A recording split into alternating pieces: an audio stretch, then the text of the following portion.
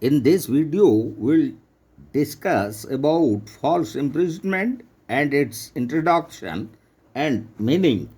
It is an unjustified act of arresting, imprisoning, or otherwise preventing a person from exercising his right of leaving the place in which he is. It has been defined as the total restraint of the liberty of a person for however short a time without lawful justification. Such a restraint may either be physical or by a mere show of authority. The deprivation of the plaintiff's liberty must be complete, that is to say, the restraint must be such as to limit his freedom of action in all directions in which he has a right to go so long as it is open to him to go as far as he pleases in some other direction. It is also an offense, may be either wrongful restraint and wrongful confinement as defined under section 339 and 340 of Indian Penal Code. The word false in the phrase signifies the unlawful character of the restraint. False imprisonment is a tort, and in an action for damages, the plaintiff should prove his imprisonment, and it was caused by the defendant or his servants acting in the course of their employment. It is not necessary for the plaintiff to prove any wrongful intention, malice, negligence, or improper motive on the part of the defendant. So, now we'll discuss regarding the ingredients of false imprisonment. And the first one, that is complete deprivation of the liberty. So, it is necessary to constitute a tort of wrongful confinement that the plaintiff should not have any reasonable means of leaving the place where he is. And the second ingredient is knowledge of restraint. So, a man may be detained without his knowledge, and therefore, for the tort of false imprisonment, it is not necessary that the plaintiff should know that he has been detained. After looking at the conflict of authorities, the House of Lords in England has taken the view that it is necessary that the plaintiff should be conscious of the fact that he is under detention. And the third one is detention must be unlawful. So, thus, if it is made in pursuance of powers vested in the defendant by the law, no action lies. The period for which the detention continued is immaterial, but the detention must be by the defendant or by his orders. And the fourth ingredient is no action from the court of justice. So, no action for false imprisonment lies for wrongfully detaining and obtaining an order or judgment for false imprisonment from a court of justice, though erroneous, irregular, and without justification.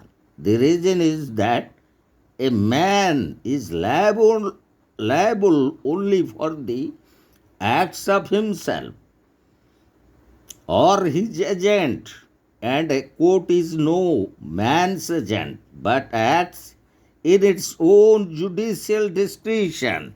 And the fifth ingredient is no action from a court of justice and action of ministerial officers.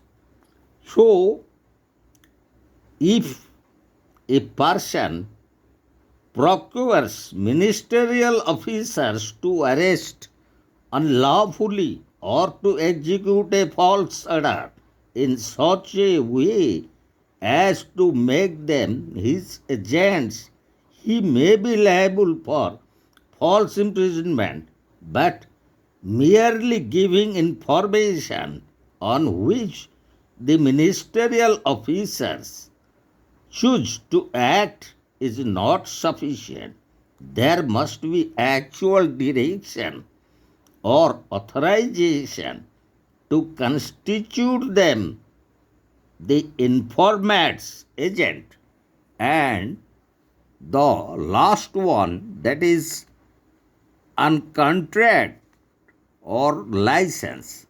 So, where a person has entered upon another's premises under a contract or license, he cannot complain of being in false imprisonment merely because he is not allowed to go out in a manner inconsistent with the term on which he has entered or is refused special facility. Therefore, failure to afford facility for leaving premises is not false imprisonment, but where a hotelier detained a guest who disputed a bill and this in spite of the fact that he gave his name and address, it was held to be false imprisonment by the court in the leading case Banner versus Marves Total in 1970. And now we'll discuss regarding the defenses available against false imprisonment. So the first one is self-defense. So where the defendant acts in defense of his person or property, provided the force used does not exceed that which is reasonably required in these circumstances. And the second one, preventing breach of peace. And this defense is preventing breach of peace or making lawful arrest. And the third one, that is escape from lawful custody. So, escape from lawful custody, where the plaintiff escaped from lawful custody, that would be considered as a defense. And the fourth one, that is regarding assisting officers of law. So, where the defendant was acting in aid to the officers of law, then it could be taken as a defense against false imprisonment. And the fifth one, that is confinement of lunatics. So, regarding that, where the plaintiff was in such a state to be dangerous to himself and others, and if confined, then it could not be considered as false imprisonment. And the next one is parental or other authorities. So, where the defendant was administering some force in the exercise of parental or other special authority, in that case, it could not be fall under false imprisonment. And the next one is consent under the very principle of voluntary non-fit injuria. So, where the plaintiff consented, where the doctor The doctrine of voluntary non-fit injury operates such as in all the cases of such sports games, etc., and there it would not be considered as false imprisonment. And the last one is regarding public authority.